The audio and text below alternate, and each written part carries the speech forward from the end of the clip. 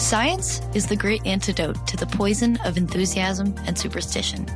Hi, I'm Juliette Selgren, and this is my podcast, The Great Antidote, named for Adam Smith, brought to you by Liberty Fund.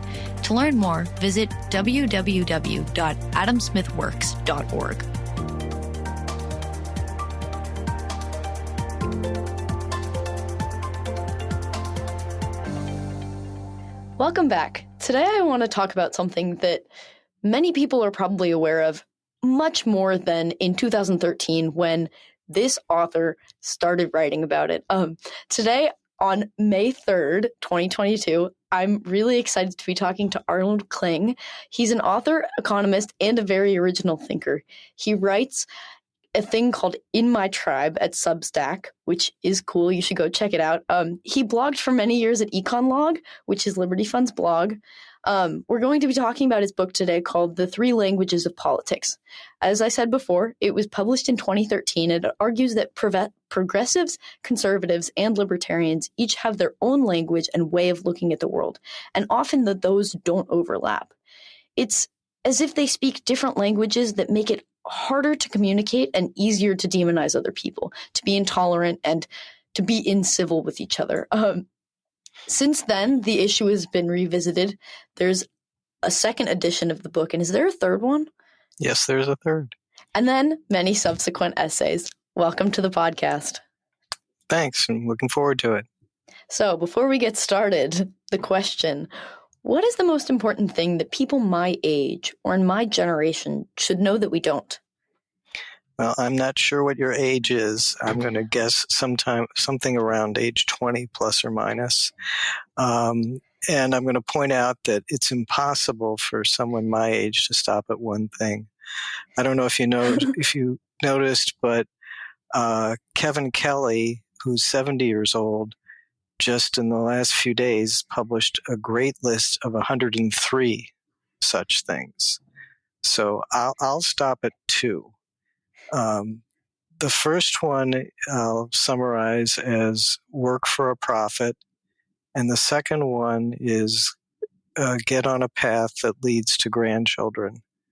So let me talk about the second one. I think that the thing to be aware of is just how much of a boost to life satisfaction comes from having grandchildren.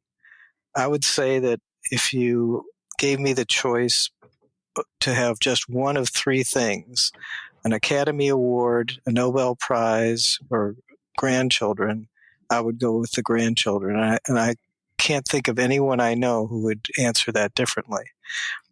That's something that's pretty hard for a 20-year-old to kind of picture, I think. But it's and of course, getting on the path to grandchildren is, it's not something you can just say, all right, well, I'll get on this path and the path will be done, 3 years from now. But anyway, that's, but you asked me, something to be aware of. I certainly was not aware of how much of a life satisfaction boost would come from that. And now I'm aware of it. Go back to my first one, which was work for a profit. I think what young people are not aware of is how much more sociotropic, and that I say sociotropic, I think it's a word that somebody else coined. It's the opposite of sociopathic. So sociopathic is bad guys, sociotropic is good guys. How much more sociotropic for-profit firms are relative to nonprofits? Then it's in two senses. Externally, a for-profit firm, profit by definition is, or not quite by definition, but close to it, is the value of what you produce minus the cost of what you use to produce it with. So almost by definition, for profit-seeking firms are aiming for social betterment in that sense. Nonprofit organizations are not. And the other thing is internally, I think you're going to likely to find a sociotropic work environment, especially when you start out, in a for-profit business rather than in a nonprofit. The for-profit business is subjected to its customers. It's accountable to its customers, and it cannot serve its customers well if its employees are badly trained, badly led, badly motivated, and unhappy. A nonprofit is accountable to donors, and so all of the gamesmanship takes place managing up. The CEO tries to manage the donor base, the people below the CEO try to manage the CEO, and so on. And so if you're a new employee, no one cares about you. In a profit-seeking firm that's accountable to customers, managers who are sociopaths tend to cause problems, and they tend to be weeded out by the successful firms. A manager who's a sociopath won't be weeded out at a nonprofit. So if you go to work for a nonprofit and you wind up with a really bad boss, don't come crying to me. Wow. I mean, my mom works for a nonprofit, so that's interesting. When she hears this, I don't know if she'll rethink it, but I think people who work in nonprofits would not disagree with that in the slightest, having experienced that. And having been around people that work in the nonprofit world, I hear many things that I don't hear as often in the profit world. Yeah. I mean, there are sociopaths everywhere. I mean, so I would say if you sort of picked randomly, it's not like you have, it's not like the chances of having a decent boss are 99-1 by picking a profit-seeking firm versus a nonprofit, but it's probably something like 70-30. Okay, so let's get into it. Can you explain to us what the three languages of politics are as they were in 2013? What I noticed is people seem to be talking to past each other, and nobody was trying to change the mind of the other side. They seemed to be trying to keep the people on their own side from changing their minds at all. And so I started saying, well, how do they do that? And it seemed like when a progressive wants to signal to their side that the other side is really bad, they use what I called a oppressor-oppressed axis. When a conservative wants to accomplish that, sort of get people on their own side all riled up, they'll use what I call a civilization-barbarism axis. And when a libertarian wants to do it, they use a liberty coercion axis. So let's start with the negatives in all these. The oppression, barbarism, and coercion. Coercion being, you're forced to do something against your will by the threat of violence. So all those three things are bad. We all know they're bad. Doesn't matter whether we're a progressive, conservative, or libertarian, we know that all those three are bad. But the progressive, in some sense, takes ownership of the saying that we're the ones who really are against oppression. And when they really want to express their anger at the other side, they'll say the other side is on the side of the oppressors. And similarly, conservatives will say we're really the only ones who are aware that civilization is fragile, and we're the only ones who really are against barbarism. And in fact, the people on the other side of the issue are barbaric. And the libertarian says, no, we're the only ones who really care about freedom, and the other people on the other side just like coercion. So the people on the right just want to run your personal life, and the people on the left just want to run your business life. So that's a quick description of those three. I think it's pretty intuitive. Yeah, really quickly, when you said that initially, I was like, I don't think that. And then you were like, and then the right wants to control your life. And I was like, because they do. No. I mean, I'm just proving your point here. You've since revised this concept. What do you think now is different and why? People are just more angry. I think that's the main thing. I think that what I've backed away from is trying to say that these are people's worldviews as opposed to tools they use when they're making public statements and sending signals to the people that with whom they agree and expressing their hatred for people they disagree. So I think most people have more nuanced worldviews, and you can't walk up to a person and expect them to. I mean, most people really, again, understand that issues are complicated. They might have different points of view on different issues, but there's this tribal signaling that comes from using these three languages.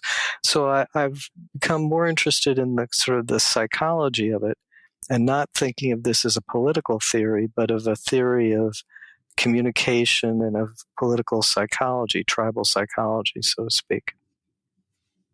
And looking back in time and reading about 2013, I was 10 in 2013, 9, 10.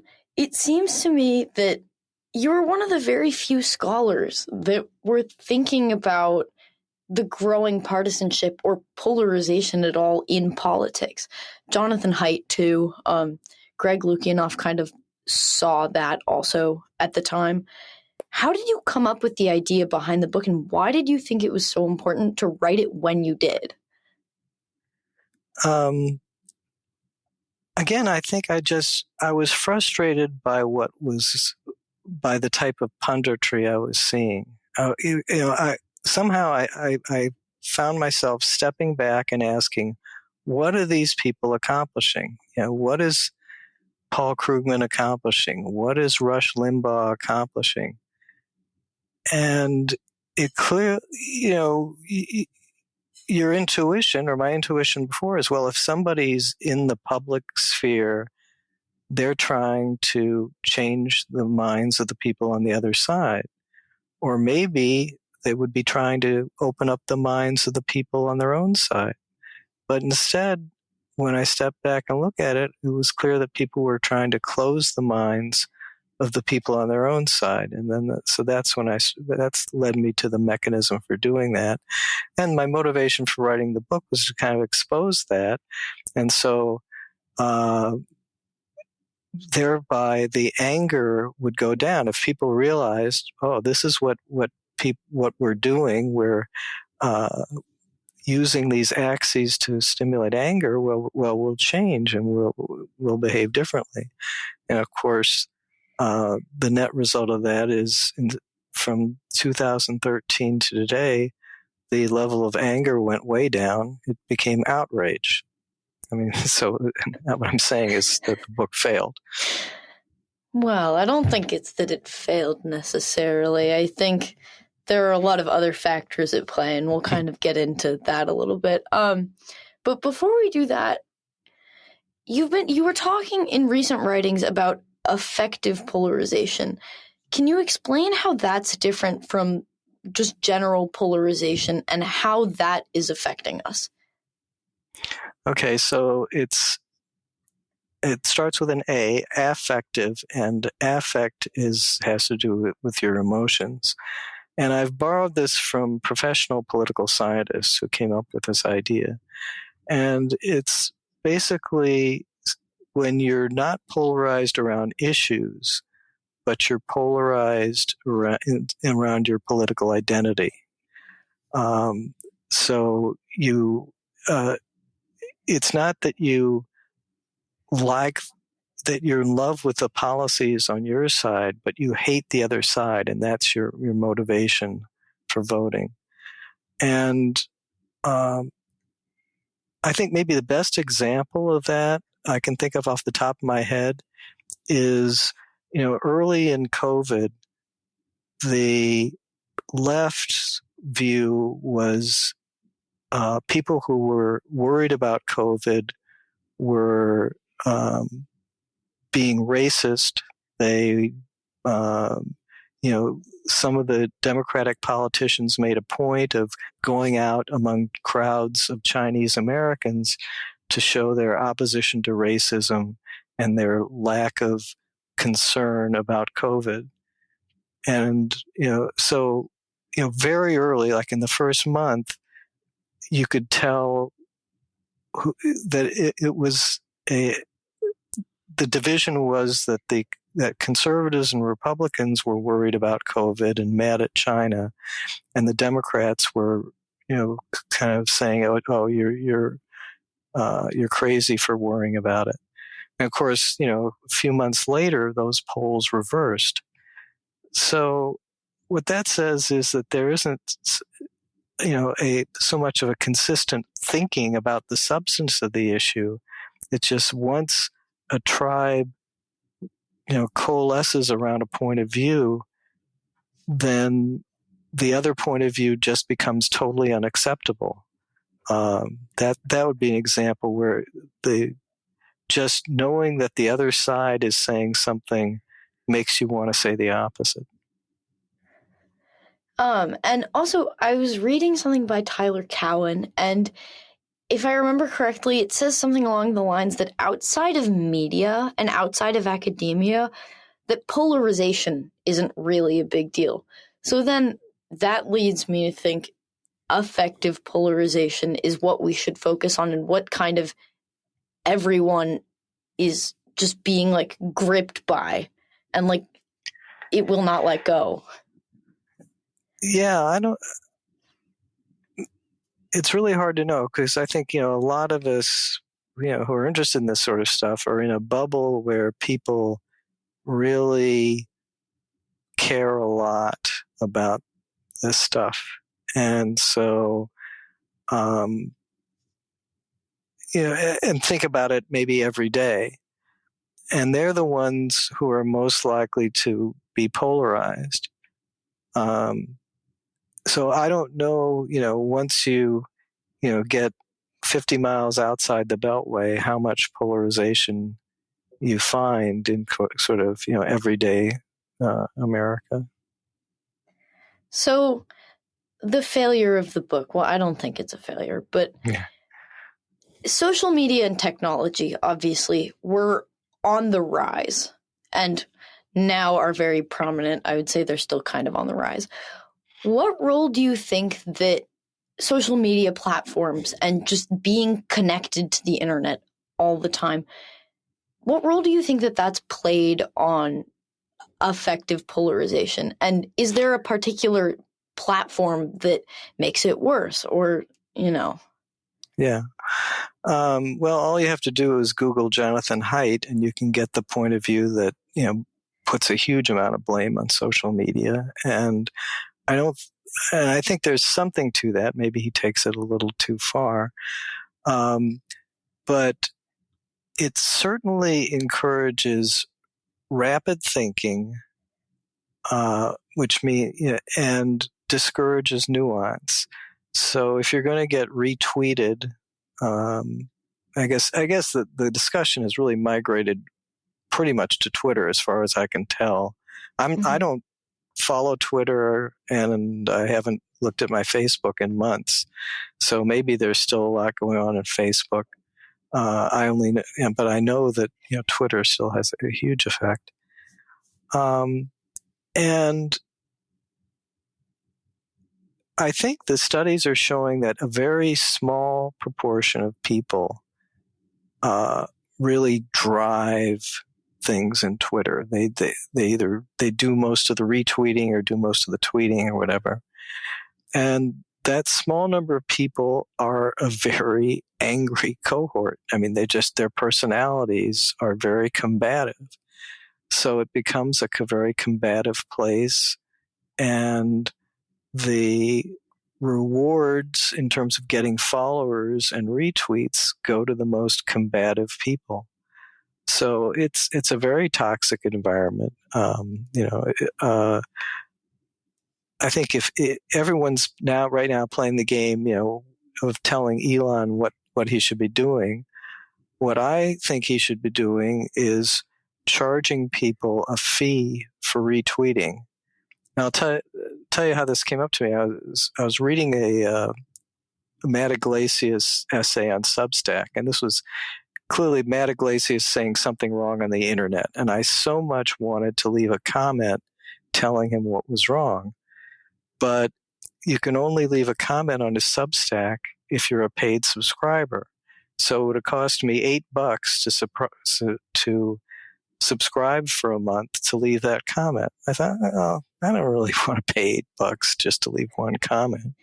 And I wish that Elon would make people do that when they think about retweeting. I think that would that might solve most of the problems on Twitter. And if you don't think that social media and technology were the sole /primary / very much aggravating cause of this, what else would play into it? The first thing that comes to mind is class divisions. I grew up in a neighborhood where, 2 blocks from me, there was the owner of a factory who was a millionaire. Next door to me was pure white trash. I mean, literally adults who would get in physical fights with each other. So, this is all within 2 blocks. And I think a lot more neighborhoods were like that. Now we've really sorted out, and I think people who have gone the college degree route, who work with laptops, just have no sense of what the high school educated people who work with things, what their life is like.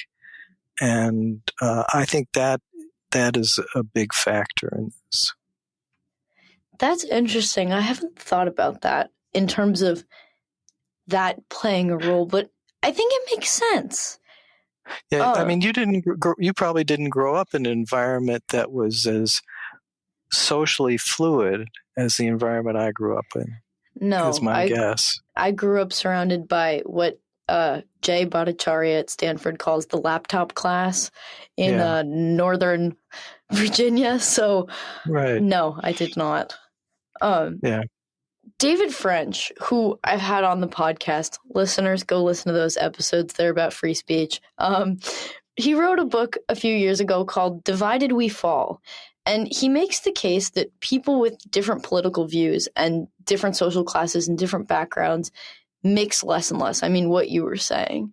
And that they don't live in the same place, like what I grew up with. Do you think that not only class, but the other sorts of sorting, what sort of a role do you think that had?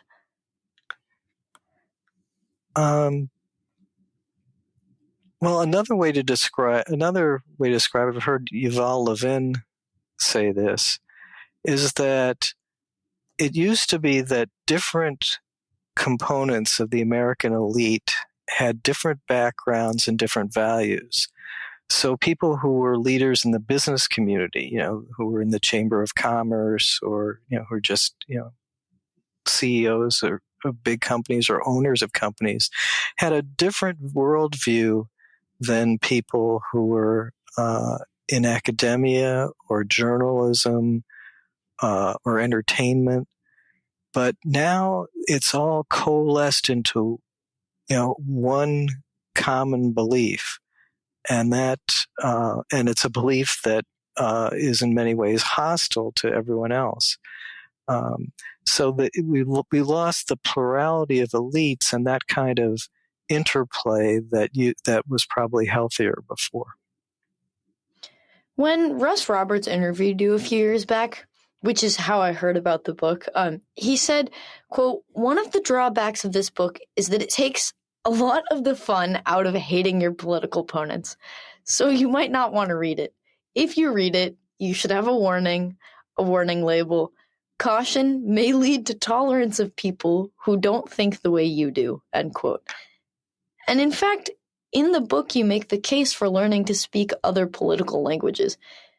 Can you make that case for us? Yeah. So the main case is, instead of looking at the characterization of your opponent that most demonizes them, look for the characterization that least demonizes them. So I'm going to try something that may not work, but the latest thing that's come up in the last 24 hours is the leaking of a likely Supreme Court decision to overturn Roe versus Wade. Mm-hmm. And you can be sure that if you want to demonize the other side, let's say you're progressive, you'll say, "Oh, the Supreme Court just wants to oppress women. They're just out to get women. They're taking away women's rights."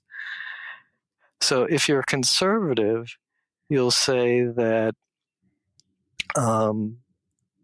that there's this barbaric practice of killing the unborn, and moreover, the people who are opposed to this Supreme Court decision, they want to pack the court, which means,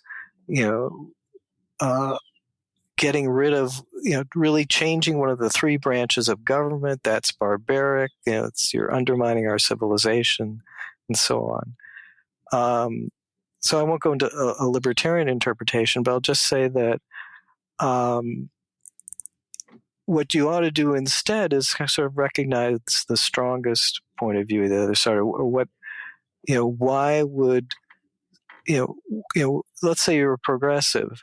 If you want to make the strongest case, you say, well, the Supreme Court actually didn't outlaw abortion. They made it possible for states to outlaw abortion. I'm not happy with that, but it wasn't an act of overt oppression to do that. And if you're a conservative, you'd say that, let's not say that the progressives are in favor of killing babies. They're just trying to,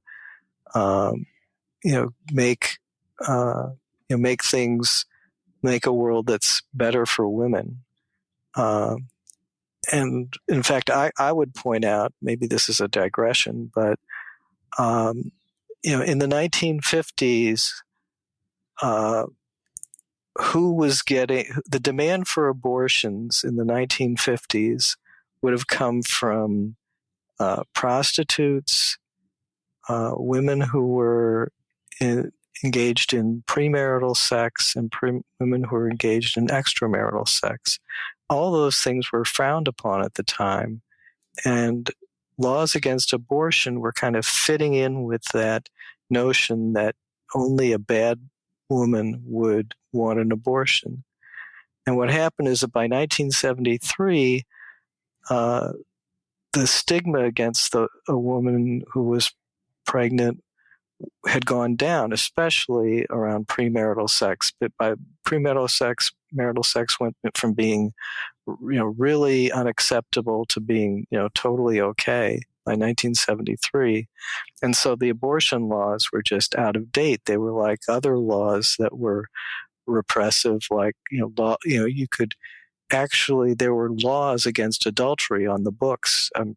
I think as late as the 1950s, there were laws against homosexuality. You could be put in jail if you were caught being, engaging in a homosexual act. I think under laws up through the 1950s. So in some ways, progressives have inherited that kind of,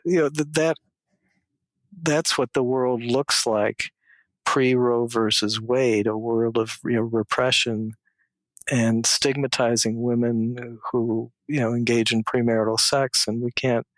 But nobody. I don't think anybody wants to go back to that.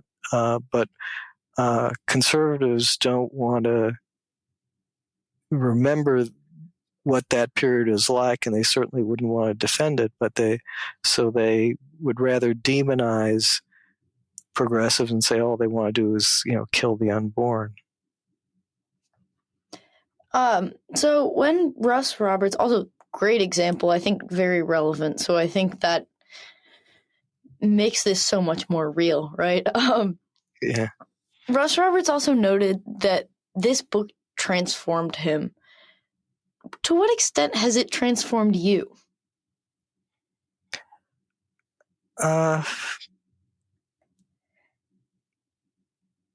Yeah, I would say I now more automatically, when a controversy breaks out, I automatically try to predict how the three sides will come out, or and come out and demonize.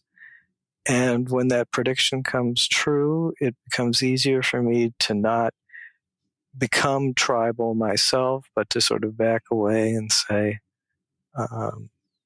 no, I'm not going to be that tribal person. So, even on something like, some things that I feel pretty strongly about, I see, some try to see some merit in the other side.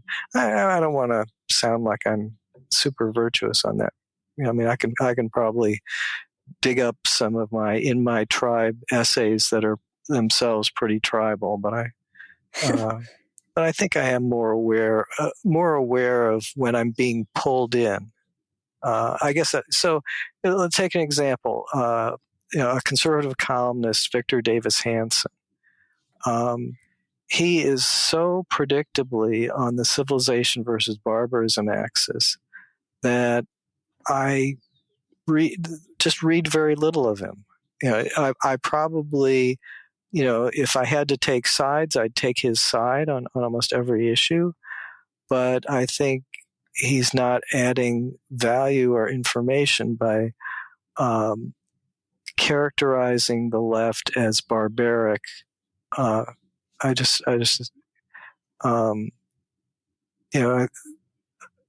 don't think going that far is helpful.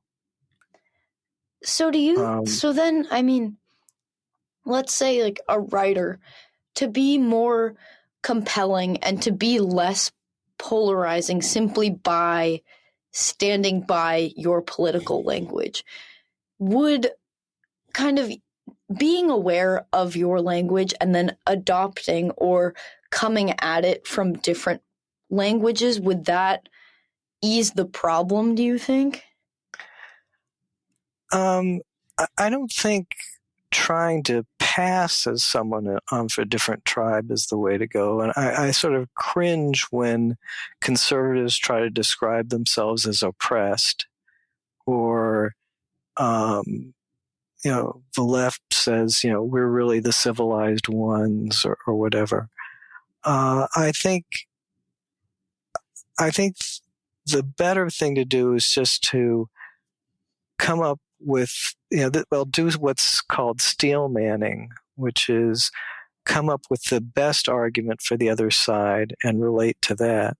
I think, the best, if you ever were to participate in a high school debate, you really have to understand both sides and the best arguments for both sides if you're going to debate well, because you have to be able to respond to the best arguments on both sides. And that kind of mindset is the mindset I think I wish more people would adopt. Yeah, I'm just thinking about how true the language is for me. I tend to, when talking about the effects of a policy, my go-to is thinking about how free are you, how coerced are you, and then that is how I lay out arguments in defense of or against policy. And so I think kind of, I don't know, looking... Well, I think I think that's a good instinct. I mean, my instinct is to try to look at something from a libertarian point of view. So, when I see the Russia-Ukraine war, the left, I think, has shaped it as an oppressor-oppressed thing. Putin's an oppressor and, Ukraine's oppressed. And the conservatives see it as a civilization, barbarism thing that, that in order to defend Western civilization, we have to defend Ukraine. And the libertarian instinct is war is bad. We ought to be trying to negotiate a settlement, find something that will stop the war. It's a very, as libertarian viewpoints are, often it's not a, it's being drowned out. But I think it's a good one. I think it's a good way to think.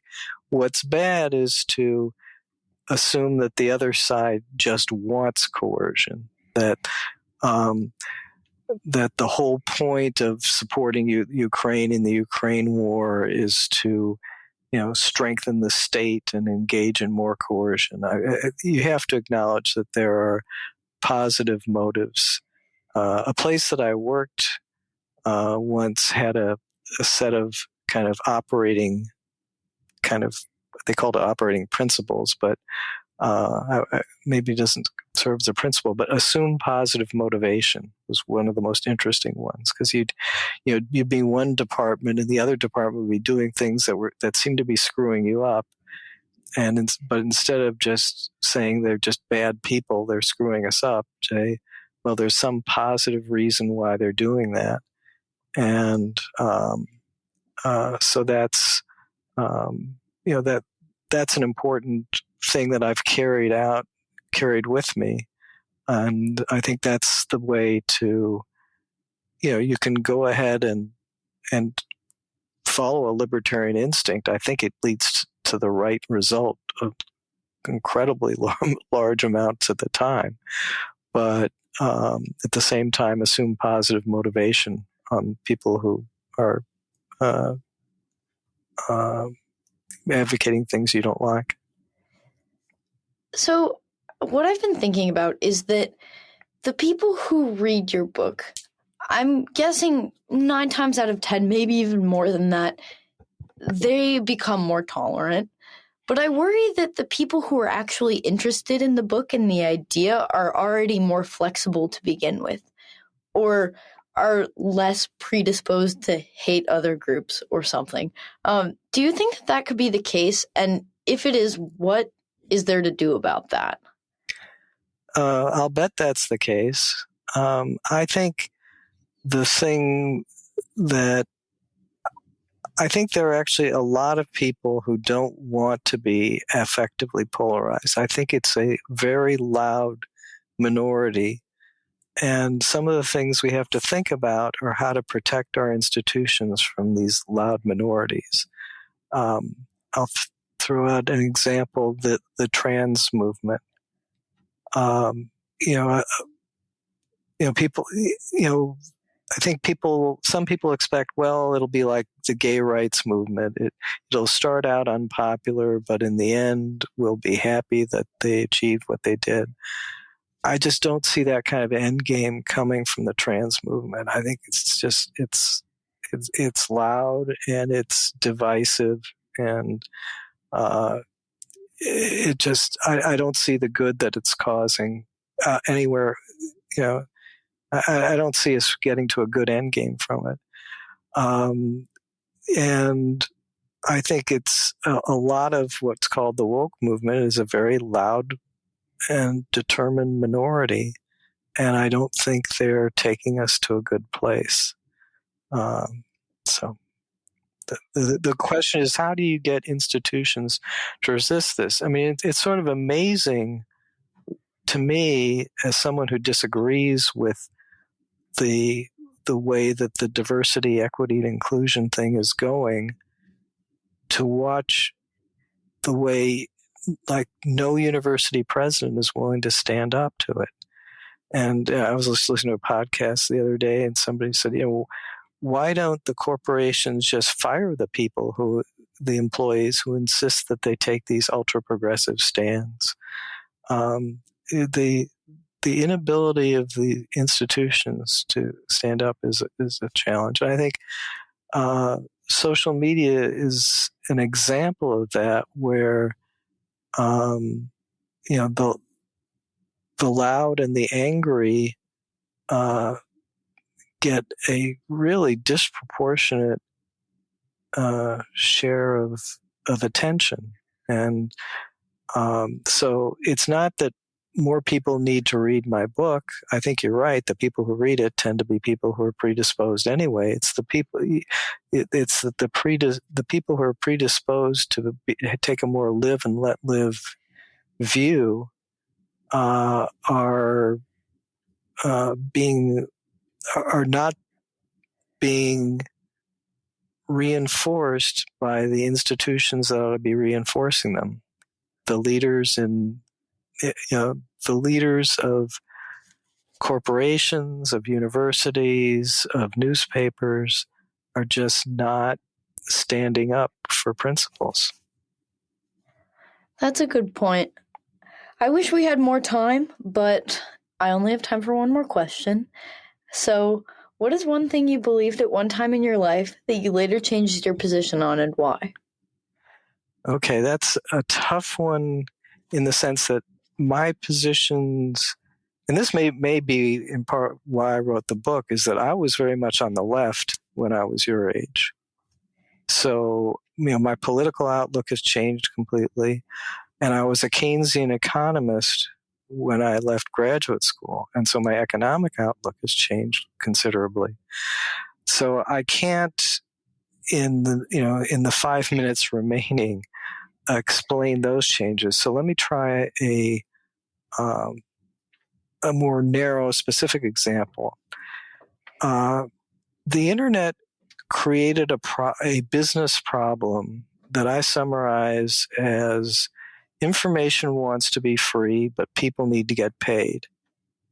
So, whether you produce music or software or writing, once it's on the internet, it can be copied for free.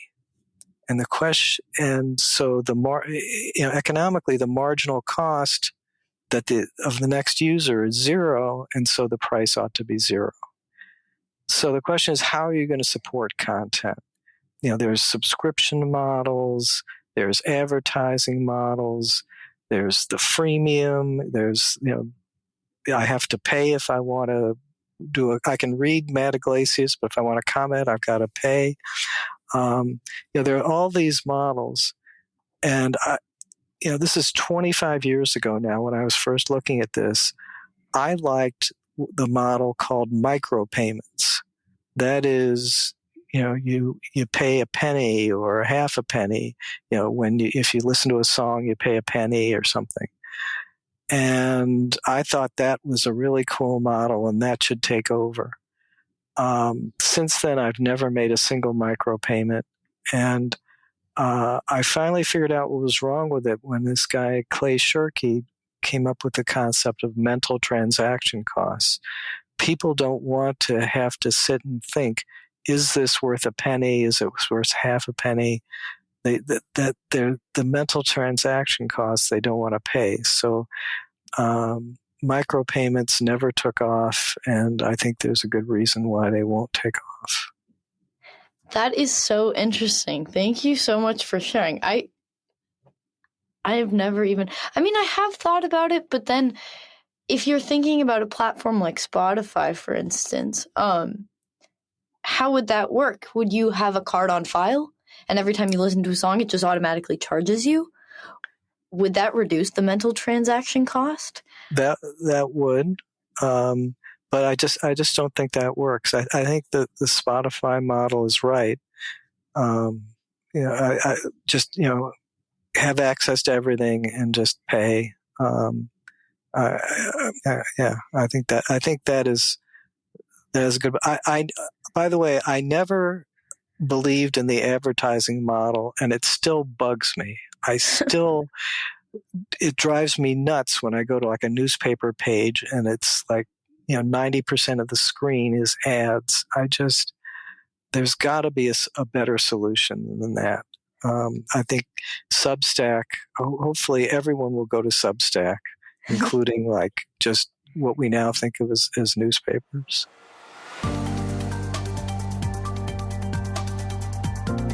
Once again, I'd like to thank my guest for their time and insight, and I'd like to thank you for listening to the Great Antidote podcast. The Great Antidote is sound engineered by Rich Goyette. If you have any questions, any guests or topic recommendations, please feel free to reach out to me at thegreatantidote@gmail.com. Thank you.